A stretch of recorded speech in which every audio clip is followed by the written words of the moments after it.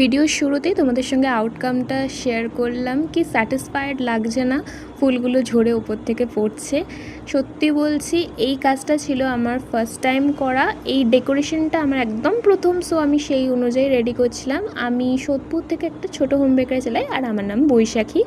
এই কেকের অর্ডারটা সোদপুর থেকেই এসেছিলো, আর আমার না এই কেকটা একটা ভিডিও পাঠিয়ে কাস্টমার বলেছিল যে তুমি এরকম করে দিতে পারবে। তো আমার কোনো আইডিয়া ছিল না, বাট যেহেতু অ্যাভেলেবেল পেয়ে গেছিলাম জিনিসগুলো, সেই জন্য আমি অর্ডারটা নিয়েছিলাম। আর এই কেকটা আমার বানানোর পর আমি এখন আইডিয়া করে উঠতে পেরেছি যে কতগুলো রোজ লাগে, বিকজ যখন আমি তাকে বলি আমার তো তার ওপর চলে গেছে। আমি 50টা রোজ কি 60টা রোজ ধরেছি, আমার মোটামুটি 100 পিস রোজ লেগেছিলো। তোমাদের কারোর বেশি কম লাগতেই পারে।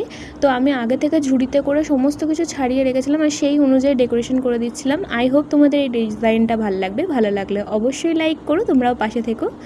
হর হর মহাদেব।